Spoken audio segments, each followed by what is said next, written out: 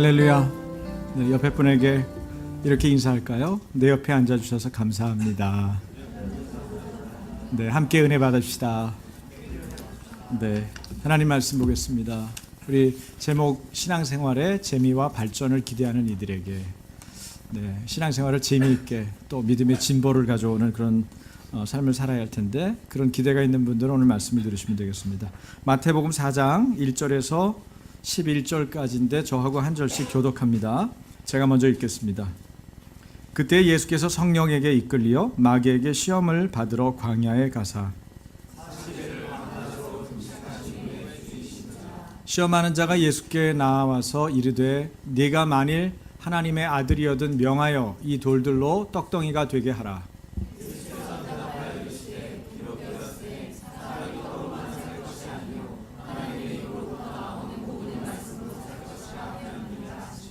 이에 마귀가 예수를 거룩한 성으로 데려다가 성전 꼭대기에 세우고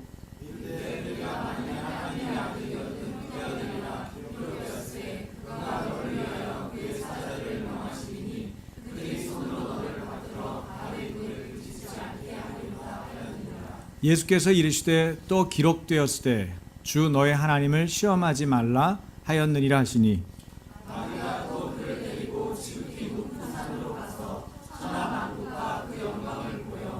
이르되 만일 내게 엎드려 경배하면 이 모든 것을 네게 주리라. 이에 예수께서 말씀하시되 사탄아 물러가라. 기록되었으되 주 너의 하나님께 경배하고 다만 그를 섬기라 하였느니라. 다 같이 이에 마귀는 예수를 떠나고 천사들이 나와서 수종드니라. 아멘. 네. 혹시 졸리거나 피곤한 분은요 뒤에 나가서 서서 들으셔도 됩니다. 좋은 방법입니다. 집중이 되고요. 또 자기가 꼭 말씀을 간절하게 들어야겠다고 하는 갈급함을 표현하는 거기 때문에 방해되지 않습니다. 그렇게 하셔도 좋습니다. 네, 지금 한 분도 그런 분이 없기 때문에 미리 말씀드리는 거예요. 여러분, 시험이 없는 사람은 세상에 아무도 없습니다. 시험이 없는 사람은 없습니다. 시험을 받을 때 나만 받는다 이렇게 생각하시면 안 돼요. 그러면 그야말로 시험에 듭니다. 오죽하면 하나님의 아들이신 예수님도 시험을 받으셨습니다. 사람의 몸으로 오셔서 예수님도 시험을 당하셨죠. 히브리서에 이런 예수님을 이렇게 설명하고 있습니다. 히브리서 4장이죠. 제가 읽겠습니다. 그러나 우리에게는 하늘로 올라가신 위대한 대제사장이신 하나님의 아들 예수가 계십니다. 그러므로 우리는 우리가 고백하는 신앙을 굳게 지킵시다. 우리의 대제사장은 우리의 연약함을 동정하지 못하는 분이 아닙니다. 다 같이 그는 모든 점에서 우리와 마찬가지로 시험을 받으셨지만 죄는 범하지 않으셨습니다. 네, 우리와 마찬가지로 시험을 당하셨어요. 우리와 마찬가지로 시험을 당하셨기 때문에 시험 당하는 우리를 어떻게 할까요? 잘 알고 계시죠. 그 고통, 아픔, 슬픔, 분노, 두려움, 낙심 모든 거를 잘 알고 계세요. 시험을 받으셨지만 예수님은 유일하게 사람 중에서 유일하게 죄는 없으시죠. 죄를 범한 적이 없으시니까요. 죄인이 아니세요. 그것이 굉장히 중요한 우리 내용이라고 볼 수 있습니다. 그런데 놀라운 것은요. 이 죄 없는 예수님이 마귀에게 시험을 받으러 광야에 나가셨다는 거예요. 여러분 이 대목을 주목해서 읽으신 적이 있나요? 죄가 없으신 예수님이 광야로 나갔어요. 이유는 뭐예요? 마귀에게 시험 받으려고 나가신 거예요. 왜 안 받아도 되는데 나가실까 굳이? 그분은 죄인이 아니라니까요. 나갈 필요가 없잖아요. 왜 나가셨는지를 한번 생각해 보세요. 마귀는 마태복음에서는 능력 있는 맞수, 누구의 맞수예요? 하나님의 아들이신 예수님의 맞수로 등장하는 걸 볼 수 있어요. 그렇지만 마귀의 적대적인 의도조차 하나님의 목적대로 하나님의 아들을 시험하는 수단으로 하나님께서 쓰시는 것, 사용하시는 것을 우리 볼 수 있어요. 예수님은 마귀의 일을 멸하러 오셨죠. 여러분 예수님의 이 땅에 오신 목적을 여러 가지로 설명하는데 그 중에 하나가 뭐예요? 따라서 해보세요. 마귀의 일을 멸하러 오셨다. 그래서 우리가 예수님의 이름을 부르는 거예요. 예수님, 마귀를 물리쳐 주십시오. 예수의 이름으로 마귀는 떠나가라. 그렇게 말하는 거예요. 여러분, 우리가 사람이 노력해서 아무리 애쓰고 수고해도 안 풀리는 일들이 있잖아요. 사단이 개입해서 여러분의 삶을 방해하거나 막고 있는 수가 있어요. 여러분이 어떤 일을 해보려고 그러는데 잘 안 되는 거 있죠? 여러분 안에 마귀의 영역이 있을 수 있어요. 그 부분들을 하나님께 맡기고 하나님께 순복한다고 그러죠. 1차는 뭐예요? 하나님께 맡기는 겁니다. 맡긴다는 건 하나님께 순복한다는 거예요. 순복한다는 것은 하나님께 완전히 항복. 하나님이 하실 수 있습니다. 하나님만이 이걸 풀어주실 수 있습니다. 그렇게 말하는 거예요. 그 다음에 두 번째가 뭐예요? 마귀를 대적하는 거예요. 근데 마귀를 대적하는 건 뭐예요? 하나님을 믿는 것도 잘 안 믿는데 마귀랑 어떻게 싸우겠어요? 하나님께 순복하는 게 안 되는데 어떻게 마귀를 물리치겠어요? 그래서 하나님과의 바른 관계, 올바른 관계가 뭐예요? 하나님에 대한 올바른 태도를 구원이라고 그래요. 따라서 해보시겠어요? 하나님에 대한 올바른 태도가 구원이다. 네. 하나님과 올바른 태도가 있으면요, 하나님을 무시하거나 함부로 대하지 않습니다. 하나님이 중요하게 여기는 것을 가볍게 여기지 않습니다. 하나님이 중요하게 여기는 것을 소중하고 중요하게 여깁니다. 왜 아브라함이 그렇게 귀할까요? 아브라함은 자신에게 소중한 것, 뭐예요? 아들 이삭. 어떻게 얻었어요? 늙음하게 얻었죠. 약속을 따라 언약을 따라 하나님 주시겠다고 그랬는데 쉽게 주지 않았어요. 오랜 시간이 걸렸어요. 아브라함의 속을 아주 완전히 뒤집어 엎었어요. 그 언약이 이루어지기까지 그 삶이 너무너무 힘들었죠. 그래서 아브라함 마음속에는 포기하는 마음도 있었을지 모르겠어요. 사라는 완전히 포기했어요. 자기가 늙어서 폐경기에 갔기 때문에. 요새 왕경기라고 표현하지만 어쨌든 이제 여자로서 아이를 출산할 수 있는 시기를 지났기 때문에 아무것도 안 된다고 생각했죠. 그런데 얻었다고요. 뭘 줬어요? 아들을 줬어요. 자녀들을, 허다한 자손들을, 민족을 이룰 수 있는 그 씨앗을 준 거예요. 그게 누구예요? 이삭이에요. 줬잖아요, 하나님이. 그런데 하나님이 그 이삭을 뭐라 그래요? 이삭이 어느 정도 크고 청소년이 되니까 모리아 산에 가서 아들을 바치라. 말도 안 되는 얘기 아니에요. 그런데 참 놀라운 거는 아브라함이 거기에 대해서 이런 방구, 말대꾸 한마디 안 하고 뭐해요? 그걸 순종하고 가는 거예요. 그 대목이 엄청나게 놀라운 대목이에요. 그런데 그렇게 아브라함이 자기가 아끼는 그 아들을 바치는 걸 통해서 하나님이 뭘 봐요? 너 나 진짜 사랑하는구나. 너 나 진짜 믿는구나. 너 나 진짜 두려워하고 경외하는구나. 그거를 봐요. 그리고 하나님이 이삭을 뺏었어요? 절대 그럴 뿐이 아니죠. 하나님이 준비하시리라. 아브라함이 올라가면서 아들이 물으니까 재물이 어디 있어요, 아버지? 재물은 안 가져오고 등에 나무만, 재물을 태울 나무만 지게 하니까 아버지 근데 재물은 어디 있어요? 이삭이 물어보니까 아브라함이 뭐라 그래요? 재물은 하나님이 준비할 거야. 여러분, 이것은 하나님이 넣어주신, 아브라함에게 넣어주신 말이에요. 그때 어떻게 대답을 하겠어요? 네가 재물이란다. 아빠가 너를 바칠 수밖에 없단다. 울 수도 있고 여러 가지가 있을 수 있는데 아브라함이 그때 어떻게 그런 현명한 대답을 했을까?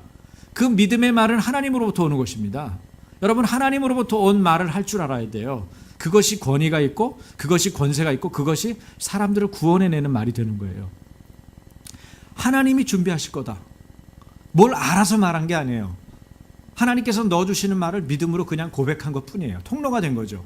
그런데 가서 어떻게 돼요? 정말 이삭을 잡으려고 하는 순간에 아브라함아, 아브라함아, 하나님이 말씀하시면서 네 뒤를 봐라. 뭐가 있어요? 순양이 있는 거죠. 재물이 준비되어 있는 거예요. 하나님이 준비하신 거예요. 할렐루야. 여러분, 우리가 믿음을 가지고 하나님을 신뢰할 때 하나님은 그 신뢰를 절대 구기지 않습니다. 반드시 그 신뢰에 대해서 이루어지시는 거예요. 지금 이 상황에서 내가 어떻게 믿음을 보이는가? 그분을 정말 사랑하는가? 그분을 어디까지 믿느냐? 이 질문을 여러분의 인생의 지금 시련과 어려운 시험 속에서 하나님이 질문하고 있다는 것을 아셔야 돼요. 대답할 준비를 하셔야 돼요. 대답하기 싫거든요. 내 마음대로 안 되고. 이거 안 될 것 같거든요. 여러분, 그 불신을 깨는 게 뭐예요? 믿음이에요. 그 불신을 깨는 게 뭐예요? 하나님에 대한 사랑이에요.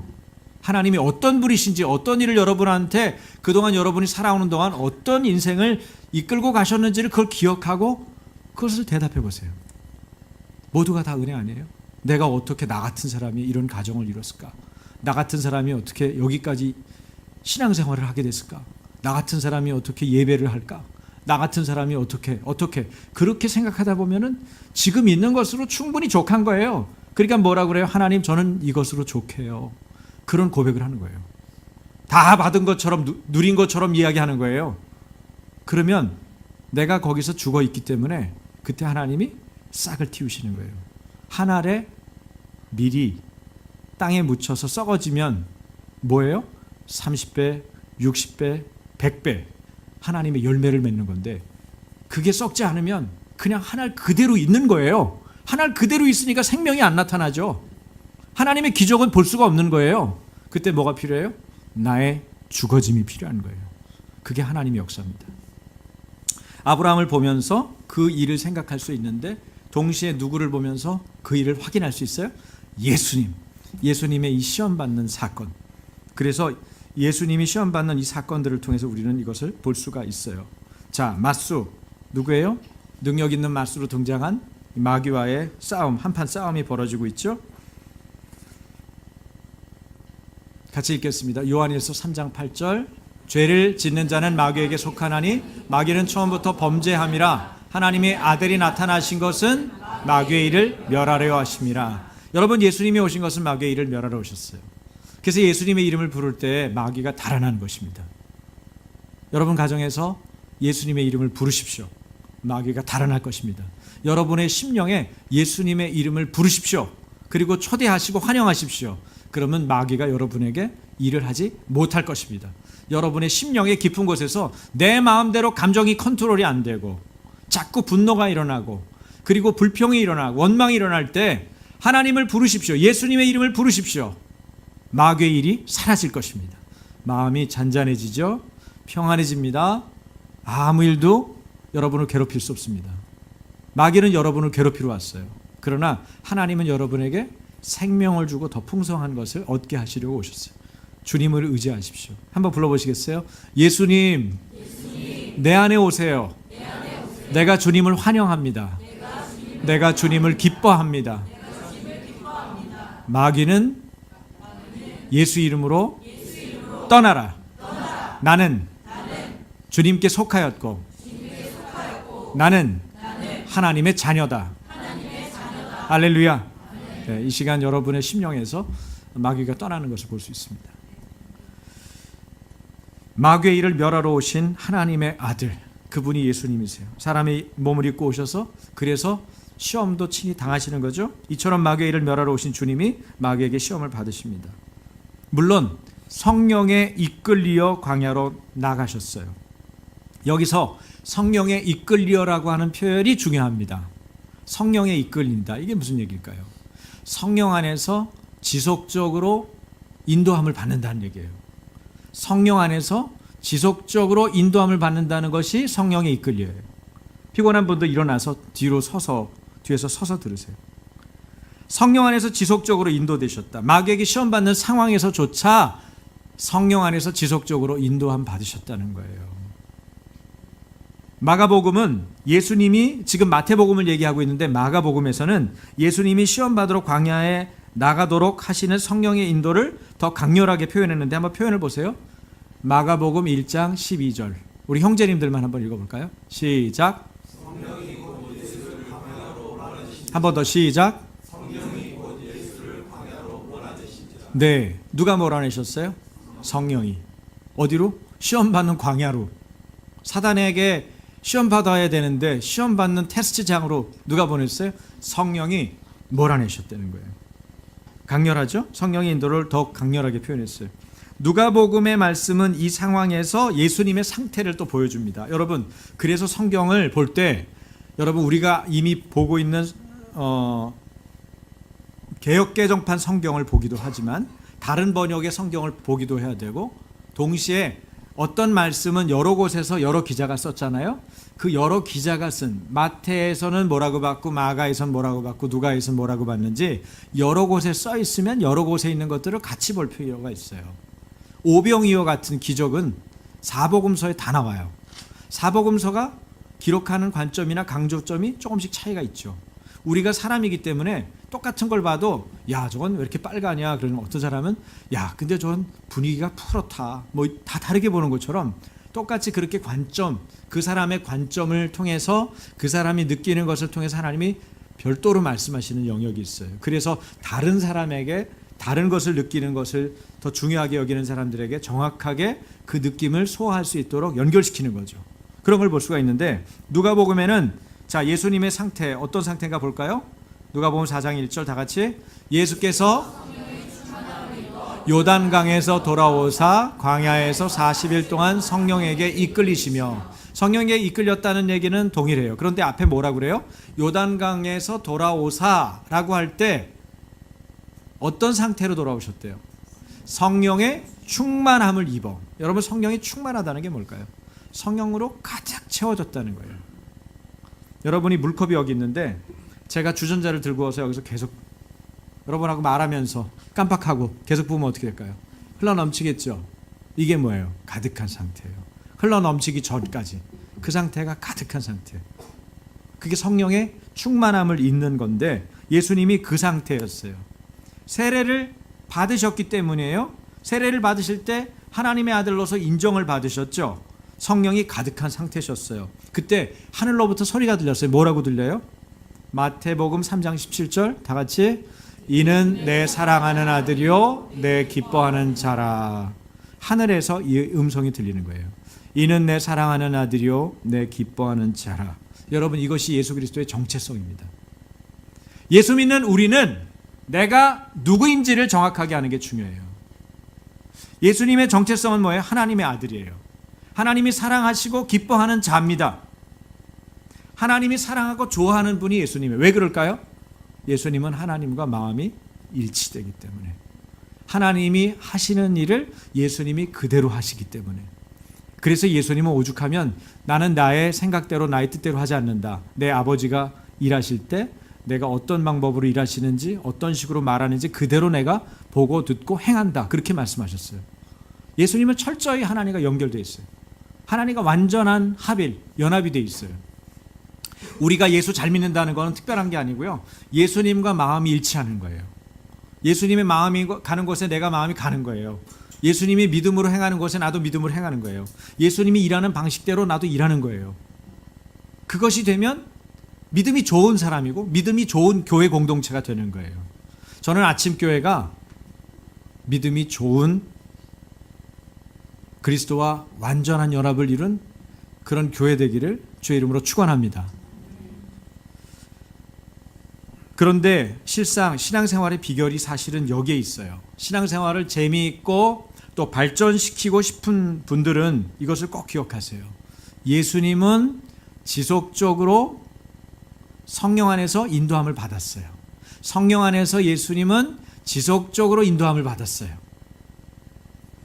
성령이 가득한 상태에서 광야로 나가셨어요. 그래서 하나님의 말씀을 순전하고 온전하게 따르는 삶을 살 수가 있었어요.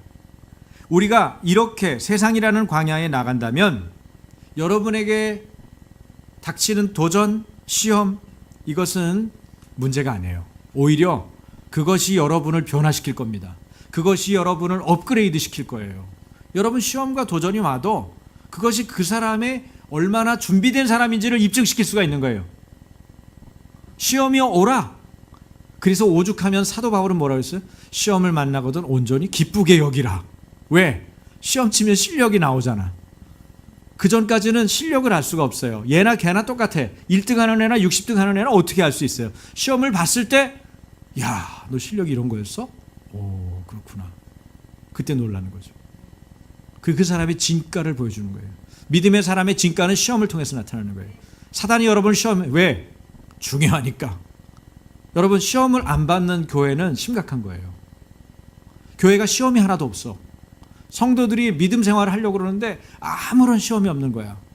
그럼 여러분 심각한 겁니다. 왜? 건드릴 필요가 없으니까 걔는 꼴찌인데 뭐 그냥 놔둬도 꼴찌인데 뭐. 예수님 알려고 하질 않아. 그냥 놔둬. 걔 시험이 없어. 1학년 시험도 볼 필요가 없어요. 전혀 관심이 없거든. 그래서 여러분 시험을 당할 때 야, 이제 내가 이 정도 수준까지는 간 거구나. 그렇다고 그냥 너무 여유 있게 있으면 안 되고 어떻게 해야 돼요? 예수님의 이름을 불러야죠. 할렐루야. 예수님도 두 가지 코드예요. 오늘 사실 이 간단한 얘기를 여러분하고 나누려고 그래요. 예수님 시험을 이기신 두 가지는 뭐예요? 성령과 말씀이죠. 성령이 가득하고 그분이 말씀에 대해서 순전하고 온전하게 따르려고 했기 때문에 그 모든 것들을 돌파한 거예요. 사실 우리 삶에 이 행복해지고 또 재미나고 신앙생활이 재미지고 그 다음에 여러분의 믿음에 진보가 있는 방법 딱 한 가지예요. 뭐예요? 성령과 말씀입니다. 따라서 해주세요. 성령과 말씀으로. 네, 예수님이 그렇게 하셨으니까. 예수님 하나님의 아들이신 그분이 하물며 그랬는데 우리가 그냥 인간에 불과한 우리가 어떻게 모든 것들을 능히 감당하면서 돌파할 수 있겠어요? 그건 성령으로 가득하고 그 다음에 말씀으로 충만할 때 가능한 거예요. 성령 안에서 인도되지 않는 삶을 산다면 인생에서 백전백패합니다. 어설프게 교회 나오고 어설프게 예수 이름 부르기 시작했는데 백전백패하는 거예요. 억울한 거죠. 한 가지 더 살펴볼 일이 있는데 예수님이 시험 받으신 때가 언젠가예요. 자, 4장 1절에 보니까 뭐라고 돼 있냐면 그때라는 말이 있어요. 여기는 없어요. 그때 이렇게 시작하거든요. 그럼 그때가 뭐예요? 바로 세례 받으실 때를 말하는 거예요. 예수님이 세례 받으실 때 모든 의를 이루었다 그렇게 말하고 있어요. 세례 받으실 때 여러 가지 현상이 있었죠. 우선 예수님 세례 받을 때 다른 사람들 세례 받을 때와 달랐던 게 뭐예요? 하늘이 열렸어요. 그 다음에 비둘기가 내려온 건 아니에요. 비둘기같이 누가 내려왔어요? 성령님이 예수님에게 오셨어요. 그 다음에 하늘에서 소리가 들렸다 그랬죠. 이는 내 사랑하는 아들이요 내 기뻐하는 자라. 자, 누가 등장합니까? 하나님이 말씀하셨으니까 하나님이 등장하고 그 다음 누가 등장합니까? 성령님이 비둘기같이 오셨으니까 성령님이 등장하고 누가 계십니까? 예수님이 거기 계시잖아요. 삼위일체 하나님이 함께 공동사역을 하는 거예요. 여러분, 우리 하나님은요 공동체로 존재하시고 공동체로 일하시는 걸 좋아하세요. 그러므로 함께 주님과 함께 이렇게 공동체로 하는 거는 참 중요한 거예요. 이것이 사실은 교회의 본질이에요. 교회의 본질은 삼위일체 하나님을 의지하는 겁니다. 하나님을 믿고 성령님을 의지하고 예수님을 닮아가면서 사역하는 것. 이것이 공동체, 우리 교회라고 하는 공동체의 본질이에요. 자, 세례받을 때 이런 일들이 있으면서 예수님이 다른 죄인들과 달리 새로운 시대를 여는 약속된 메시아, 바로 구원자다라는 것을 보여주고 있죠. 세례 요한은 자신이 예비한 사역이 막을 내리고 예수님께서 새로운 시대를 가져오신다는 것을 알아차렸어요. 그래서 요한은 자기가 물로 세례를 베풀 때 사람들이 와서 요한에게 왔잖아요. 이 사람이 광야에서 준비를 했어요. 이 사람도 세례 요한도 광야에서 자기 자신을 준비한 다음에 그 요단 강가로 가서 사람들에게 회개를 선포했잖아요. 회개하라, 때가 가까이 왔다, 하나님 나라가 가까이 왔다, 그렇게 외치면서 선포하는데 웃기잖아. 별 얘기 아니잖아요. 회개하라, 하나님 나라가 가까이 왔다. 그런데 사람들이 다 눈물을 흘리면서 줄을 서는 거예요. 누구 앞에? 세례 요한 앞에. 그리고 세례를 받는 거죠. 이 사람의 영적인 영성이나 그 사람의 말의 권위는 그 사람의 삶과 예수님을 믿고 성령으로 가득한 그 모습에서 그 권위가 나타나는 거예요. 그러니까 사람들이 줄을 서고 그 사람에게 물세례를 받으면서 회개하는 거예요. 자기 주머니를 터는 거예요. 군인도 와요. 네? 일반인도 와요. 세리도 와요. 창기도 와요. 와가지고 뭐라는 거예요? 줄 서서 세례를 받는 거예요. 자기 죄를 회개하고 하나님 나라가 가까이 왔음을 받아들이기 시작하는 거죠. 그런데 그 순간에 누가 오는데 예사의 사람이 아닌 거를 알아보는 거예요. 여러분, 우리가 은사를 아는 교회이기 때문에 이게 뭔지를 알죠? 예수님이 오시는데 예수님이 그전에도 봤을 거 아니에요. 둘은 무슨 관계예요? 세례 요한과 예수님은 사촌 관계예요. 아니, 사촌이 아니라 육촌 관계죠. 네? 그 어머니 마리아와 엘리사벳이 사촌이니까, 그죠? 육촌 관계 아니야. 육촌 관계면은 봤을 거 아니야. 어렸을 때 자랐을 때 물에서 뛰놀면서 발가벗은 것도 봤고 말이죠. 봤을 거 아니에요. 서로 친밀하게 아는 사이라고요. 그런데 예수님이 걸어오실 때 이때 세례 요한이 그것이 다르게 보인 거죠. 정확하게 본 거예요. 뭘 봤어요? 하나님의 아들이신 예수님을 발견해요. 이분은 하나님이 세우신 분이라는 걸 깨닫는 거예요. 그리고 그 전에 뭐라고 그래요? 자기는 물로 세례를 주는 자인데 내 뒤에 오시는 이는 내가 감당할 수도 없고 나보다 더 능력이 많으신 분인데 그분은 불과 성령으로 세례를 준다는 거예요. 불과 성령으로. 자기하고 차원이 다른 그런 세례를 베푼다는 거예요. 그렇게 딱 얘기하고 있는데 예수님이 오는데 예수님이 이 세례요한이 알아차리는 거죠. 여러분 자기 수준의 영적 수준이 올라가 있는 사람은, 영적 수준이 높은 사람은 알아봐요. 뭐가 뭔지 모르는 사람은 이게 이건가 저게 저건가 모르지만, 영적 수준이 올라가 있으면 영적 수준이 더 높은 사람이 오면 그걸 깨닫는다고요. 아, 이 사람은 예사분이 아니구나. 아, 이 사람은 하나님 아들이구나. 아, 이 사람이 불과 성령으로 주시는 그분이구나. 그걸 아는 거예요. 더더군다나 세례받을 때 이런 현상들이 나타나고. 제가 신발끈도 못 묶는 사람인데 어떻게 예수님 세례를 줍니까? 예수님 세례 받으려고 하니까 세례 요한이 어떻게 해요? 정중하게 거절하는 거죠. 저는 감당 못합니다. 근데 예수님 뭐라고 그래요? 세례를 베풀라. 그것이 모든 의를 이룬다. 그렇게 말을 해요. 뭐가 모든 의를 이루는 거죠? 이것이 하나님의 질서이기 때문에 그래요. 왜? 죄인은 세례를 받아야 돼요. 세례를 받는 것은 자신이 죄인이고 하나님의 예수 그리스도의 이름으로 밖에는 구원받을 수 없는 자임을 깨닫고 그 앞에 엎드리는 걸 말하는 거 아니겠어요? 그래서 내가 그리스도와 연합하는 거죠. 자기 죄를 고백하고 주님을 받아들임으로 예수님하고 연합하는 거잖아요. 그러니까 자기는 죽고 예수는 사는 게 세례잖아요. 그런 절차를 밟아야 되는데 그 예수님 자신이 오셨잖아. 그런데 예수님이 하나님의 아들이고 죄가 없으신 분임에도 죄인들의 자리로 예수님이 친히 들어가는 거예요. 하나님의 의를 이루기 위해서 그분이 죄인의 자리에 들어간 게 뭐예요? 세례예요. 그 세례를 받죠. 그래서 예수님이 세례를 받으시는 겁니다. 하나님의 율법이 요구하는 것을 다 이루는 의를 행하기 위해서 죄인을 구원하시는 하나님의 방법이기 때문에 그 요한과 함께 의를 이루기 위해서 하나님의 질서에 순종하기 위해서 세례를 받아요. 여러분, 에덴 동산에서 가장 간교한 뱀의 유혹에 넘어진 하와, 그리고 아담처럼, 또 광야에서 고달프다 그래서 원망하고 불순종해서 넘어진 이스라엘 백성처럼 여러분 예수님도 넘어질 수 있잖아요. 그런데 예수님은 넘어지지 않으셨어요. 시험을 당하셨으나 시험에 넘어지지 않으셨어요. 오히려 그들이 실패한 곳에서 하나님의 말씀에 순종함으로 예수님은 어떻게 해요? 시험을 이기시죠. 할렐루야. 예수님이 시험에 이기셨기 때문에 우리를 시험에서 이기게 하실 수 있습니다. 사랑하는 여러분, 풍요의 에덴이든 결핍의 광야이든 우리 모두에게는 하나님을 잊게 만드는 유혹입니다.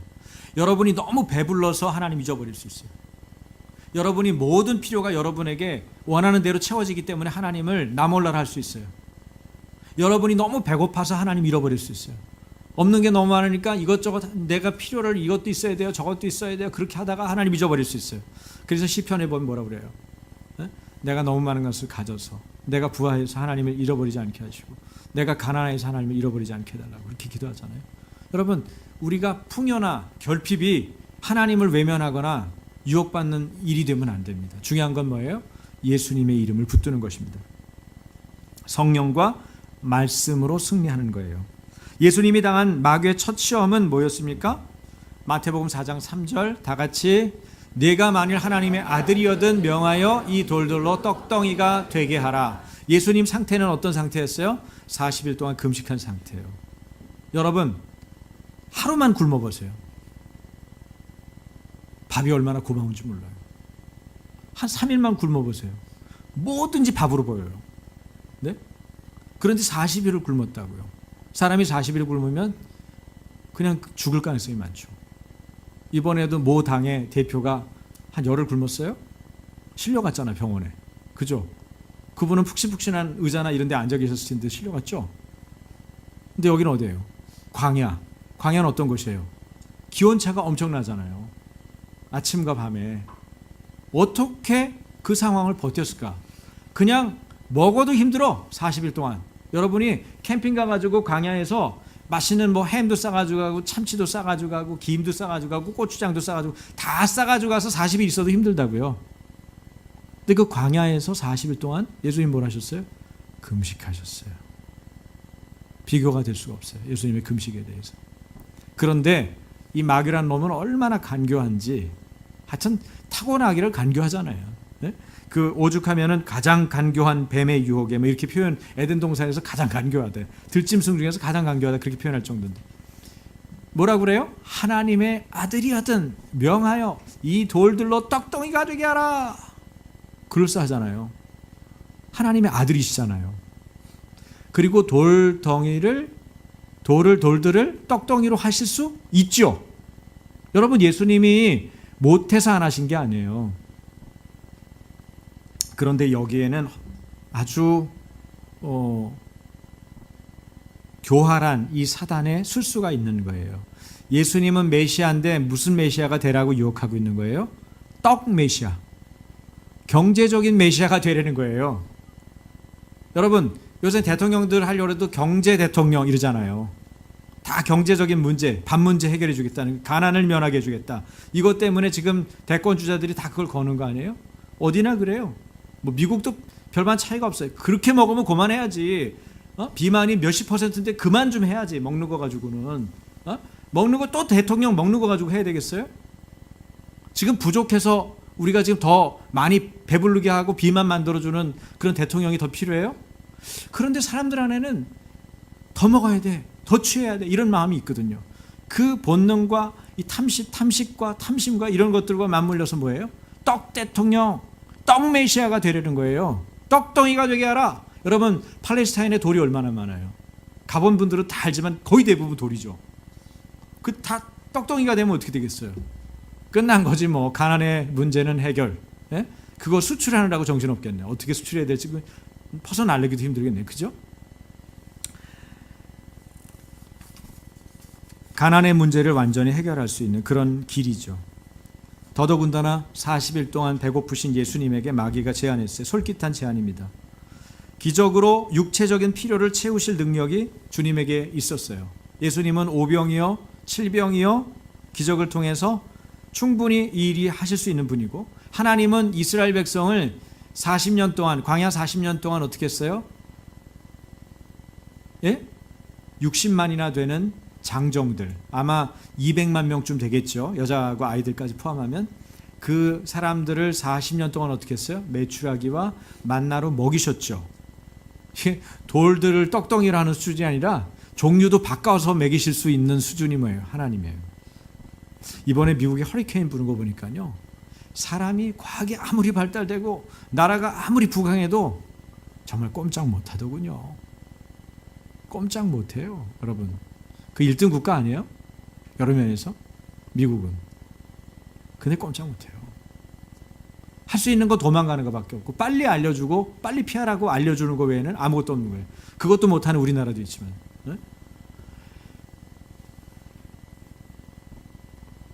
죽은 자를 살리시는 예수님, 바람과 바다를 꾸짖고 잔잔하게 하시는 주님 앞에서 돌덩이를 떡되게 하는 일쯤이야 하나님의 아들로서 어려운 문제가 아니라는 것을 아셔야 됩니다. 그러나 주님은 그 일을 하지 않으십니다.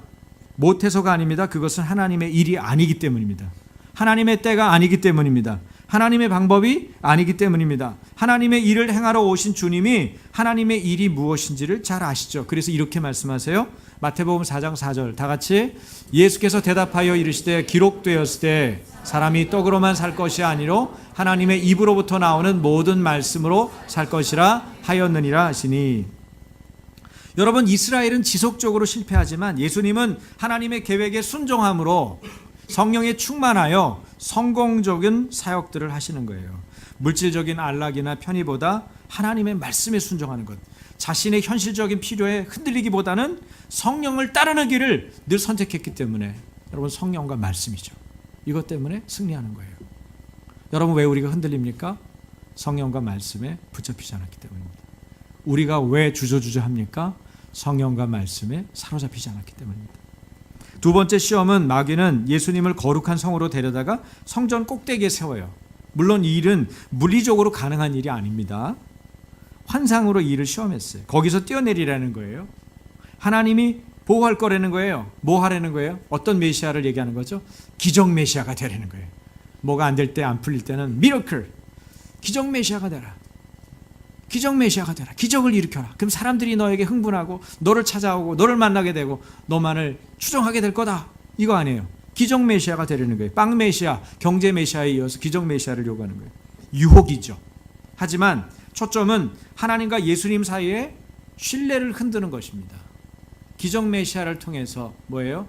하나님이 어떻게 예수님을 생각하는지 그런 것들은 중요하게 여기지 말고 자기가 추구할 걸 끝까지 추구하고 밀고 나가려는 거죠. 하나님은 시편 91편에서 이렇게 말씀하셨어요. 시편 91편 볼까요? 다 같이.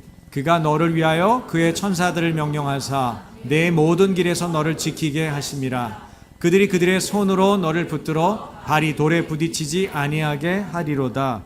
여러분, 이것은 하나님을 신뢰하는 자에게 약속하시겠다, 보호를 약속하시는 그 주님의 보호에 대해서 믿음을 확인하는 그런 말씀이라고 볼 수 있어요. 이 말씀을 가지고, 말씀으로 대적한 예수님에게 말씀을 가지고 마귀가 또 덤비는 거예요. 맞수죠? 여기에는 함정이 있습니다. 어떤 함정이에요? 하나님을 시험하는 거지. 하나님을 시험한다는 건 무슨 얘기입니까? 하나님을 신뢰하지 못한다는 거예요. 제가 전에 섬기던 교회에서 정말 억울한 무고한 일을 한번 당한 적이 있어요. 제가 교구 목사로 있는데 거기에 유명인이 있었어요. 교회에 이제 실력을 행사할 수 있는 재력도 실력이 사회적 저명 인사고 이런 분이 제 교구 식구였어요. 그 누구라고는 얘기 안 할게요.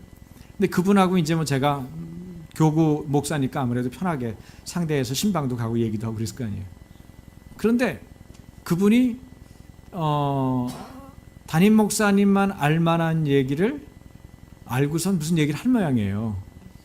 그건 담임 목사님하고 부교육자들밖에 몰라요. 그런데 그 얘기를 그분이 어떻게 하더래요.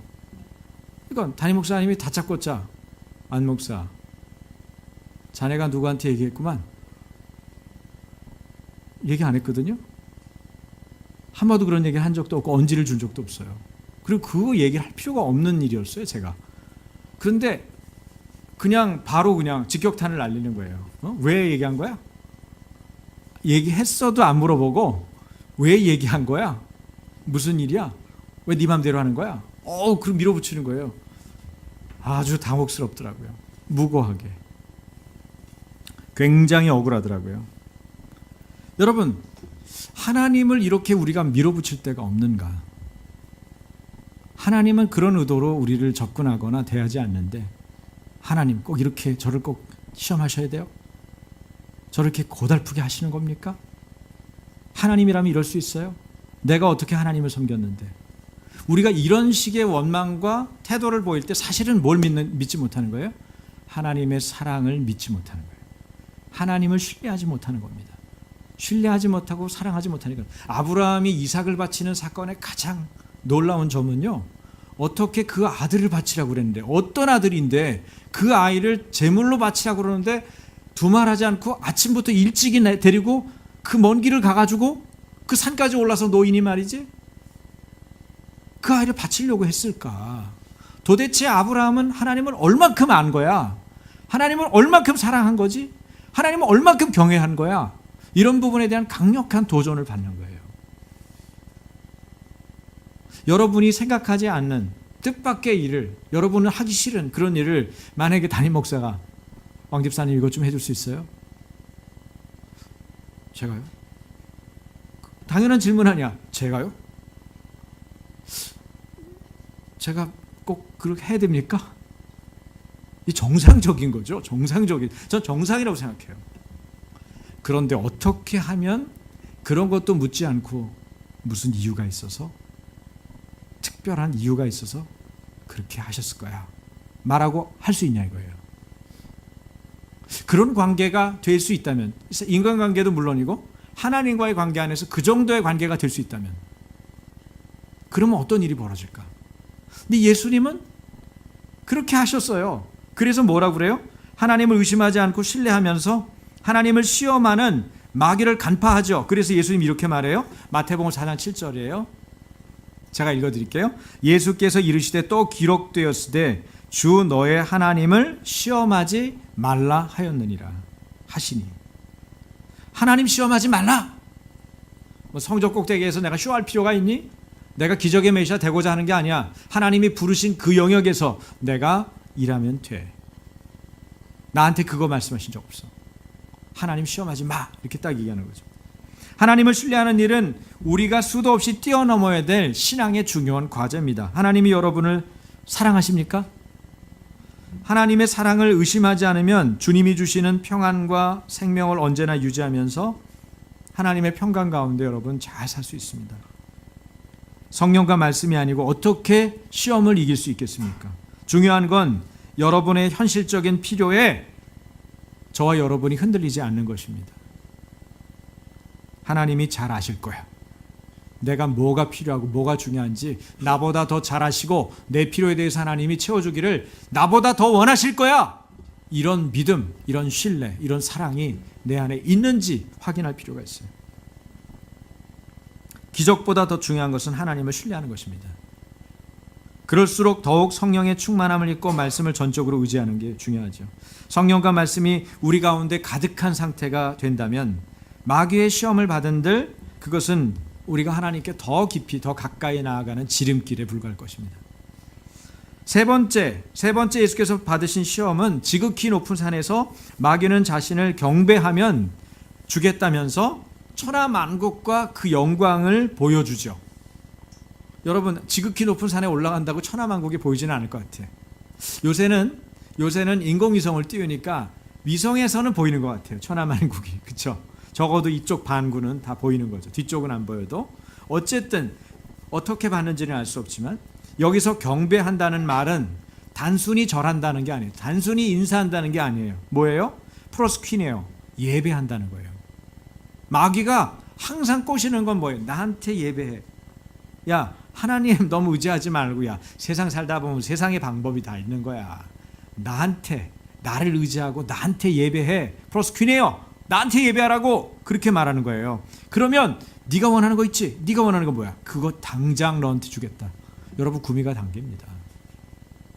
구미가 당길 수 있어요. 누가복음 4장에는 천하만국의 이 모든 권위와 그 영광이 자신에게 넘어온 것이라고 마귀가 밝히고 있는데 이 마귀가 뭐라고 그러는 거예요? 예수님에게 정치적인 메시아 돼. 정치적인 메시아. 네 꿈을 이루어. 너의 모든 것을 이룰 수 있는 정치적 메시아. 사람들이 다 열망하는 거야. 그거를. 여러분 제자들도 정치적인 메시아를 원하지 않았어요? 세상이 이것을 꿈꾸고 있다고 얘기합니다. 그렇습니다.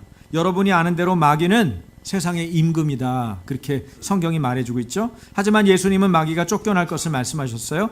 요한복음 12장 31절 다 같이 이제 이 세상에 대한 심판이 이르렀으니 이 세상의 임금이 쫓겨나리라. 예수님이 직접 한 얘기인데 뭐라고 그래요? 세상의 임금 마귀가 이제 쫓겨날 거다. 그렇게 말을 하고 있는 거예요. 여러분 예수 이름으로 마귀를 쫓겨낼 수 있는 겁니다. 여러분이 그것을 원하시면 그것을 말하시면 되는 거예요. 아까 선포했죠? 그런데 마귀가 자유롭게 일할 수 있는 여건은 뭐예요? 죄를 짓고 세상의 풍조를 쫓는 것입니다. 하나님의 말씀과 성령에 불순종하는 거예요. 그러면 마귀가 잘 일할 수 있는 환경과 여건을 여러분이 만들어 주는 거죠. 에베소서 2장 2절이 이걸 설명하고 있어요. 같이. 그때 여러분은 범죄와 죄 가운데서 이 세상의 풍조를 따라 살고 공중의 권세를 잡은 통치자 곧 지금 불순종의 자식들 가운데서 역사하는 영을 따라 살았습니다. 공중의 권세를 잡은 통치자가 뭐예요? 사단이죠. 마귀를 말하는 거예요. 지금 불순종의 자식들 가운데 역사하는 영이죠. 그러니까 마귀가 일하기 좋은 영은 자기가 일하기 좋은 상태가 뭐예요? 하나님의 말씀에 불순종하는 거예요. 성령님과 같이 가지 않는 거예요. 세상의 풍조를 문화를 추종하고 따라가는 거예요. 그리고 계속 그것이 죄인지 죄가 아닌지 관계하지 않고 그냥 자기가 원하는 삶을 사는 거죠. 여러분 마귀는 세상 끝날까지 항상 우리와 함께 있을 것입니다. 이런 얘기 들어보셨어요? 맞아요. 그것도 맞는 거예요.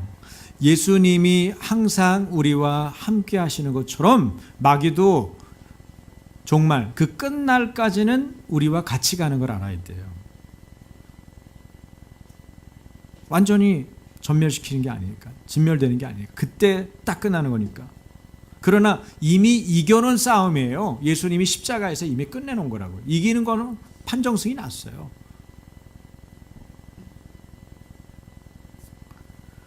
우리가 원하지 않아도 마귀는 우리를 괴롭힐 것입니다. 물론 예수님은 우리가 청해서 오신 분이고 마귀는 불법으로 우리에게 언제든지 우리를 찾아오는 그런 존재죠. 이 점이 다릅니다. 마귀는 예수님과 우리 사이를 늘 이간질합니다. 하나님에 대한 우리의 올바른 태도를 방해합니다. 예수님 안에서 내가 누군지 정체성을 흐릿하게 만들고 우리가 성령 안에서 지속적으로 인도함 받는 상태가 되도록 못하게 하려고 갖은 노력을 다한다는 걸 아셔야 돼요. 마귀의 이런 일을 뚜렷하게 아셔야 됩니다. 올바로 대처해야 됩니다. 우리의 신앙은 진보해야 되고 또 우리가 흥미를 가지고 성장해야 돼요. 그런데 그렇게 재미있게 흥미롭게 신앙이 성장하고 발전적인 믿음의 진보를 가져오려면 두 가지가 뭐라고요? 여러분 이번 얘기해 보세요. 성령과 말씀, 성령과 말씀을 의지해야 돼요. 주 안에서의 믿는 자의 정체성을 혼란케 하고 의심케 하는 것이 마귀의 오랜 수작입니다. 여러분이 누군지 여러분이 알고 싶어 하지 않고 그것을 여러분이 입술로 드러내는 걸 원치 않아요. 그럼에도 이것이 오늘날도 여전히 유효한 것은 무엇 때문일까요? 우리가 신앙 고백을 분명하게 하지 않기 때문입니다. 하나님이 나를 부르시고 선택하신 사실을 성령과 말씀으로 굳건하게 해야 돼요. 그것을 돕기 위해서 아침교회에서는 고백 기도문을 만들었죠. 그래서 4장짜리가 있어요. 모르시는 분은 셀장님한테 달라 그러세요. 여러분 휴대폰으로도 받을 수 있고 종이로도 인쇄가 되어 있어요. 그것을 여러분 때마다 읽으세요. 소리를 크게 내서 분명하게. 왜? 하나님도 들으시고 나도 듣고 마귀도 듣도록. 그래서 소리를 내는 거예요. 소리를 내야 될 땐 소리를 내야 돼요. 입을 벌릴 때 나쁜 게 나가는 거예요. 입을 벌릴 때 좋은 게 들어오는 거예요. 여러분 입을 벌리는 게 얼마나 중요한지 아세요? 왜 기도를 여러분 소리 내서 하는 줄 아세요? 그때 악한 게 나가는 거예요. 여러분 안에 더러운 것들이 나가는 거예요. 주님의 것이 들어오는 거예요. 하늘에서 주시고자 하는 신령과 생명과 경건에 속한 능력이 그때 부어지는 거예요. 여러분 우는 건 나쁜 거 아니에요. 하나님 앞에 우실 때 우세요. 그러면 울 때 눈물을 통해서 하나님 앞에 참된 회개가 일어나는 거예요. 마음 깊은 곳에서 그동안 주님 앞에 주님과 어긋나서 살았던 여러분의 삶에 대한 회개가 진심으로 일어날 때 하나님이 거기에 머리에 기름 부으시는 거예요. 할렐루야. 네. 여러분 안에 정말 놀라운 변화가, 여러분 보이는 것에 끌려다니지 말고 보이지 아니하시는 하나님을 전적으로 의지하십시오.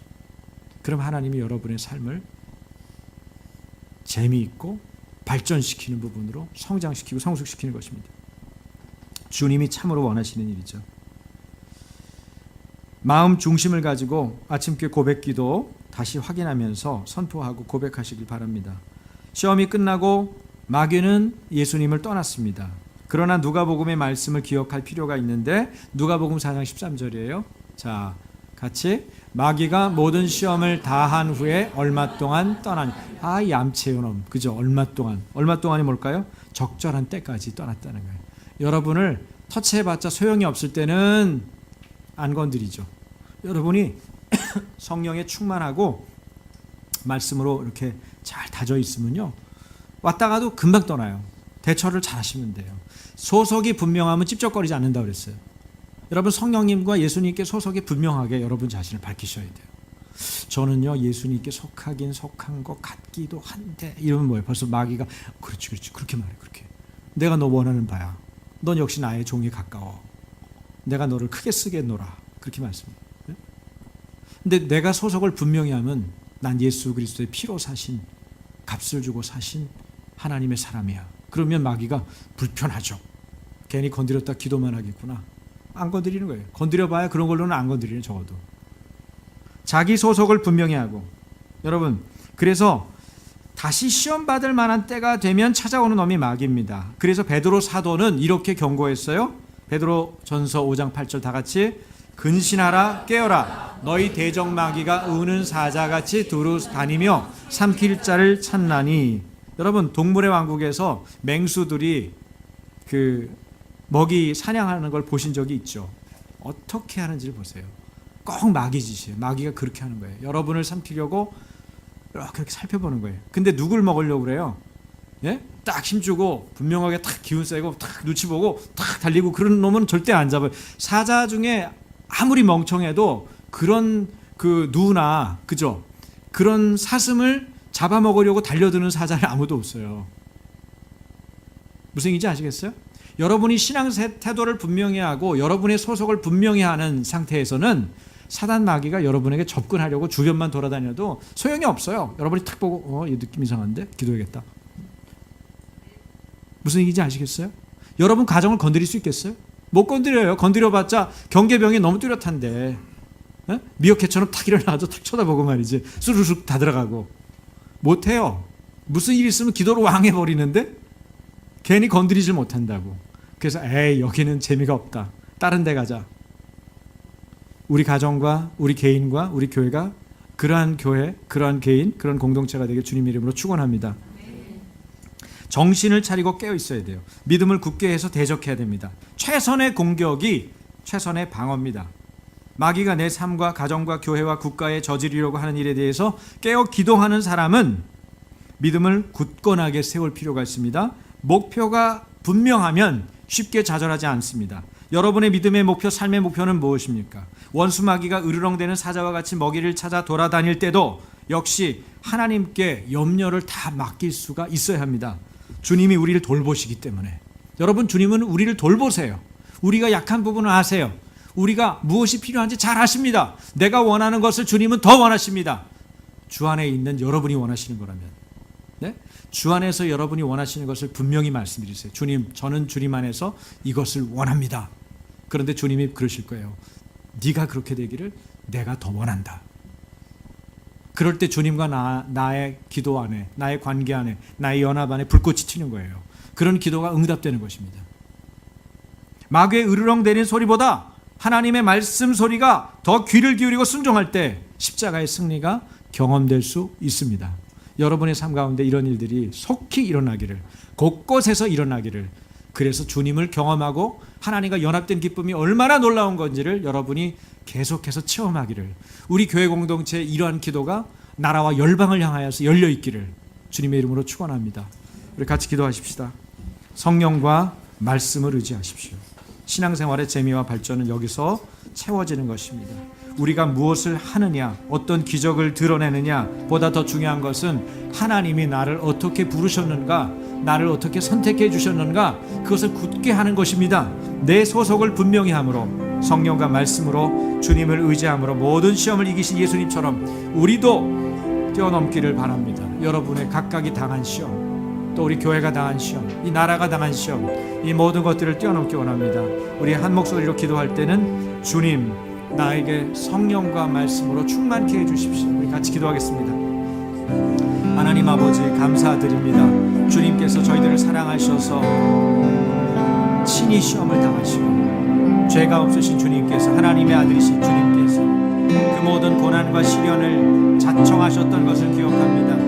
하나님, 성령에 이끌려 광야로 나가사 사단에게 시험을 받으신 주님, 우리를 동정하시고 우리가 어디서 넘어지기 쉬운지, 어디가 연약한지를 잘 아시는 주님께 우리의 삶을 의탁하고 맡겨드립니다. 주여, 우리의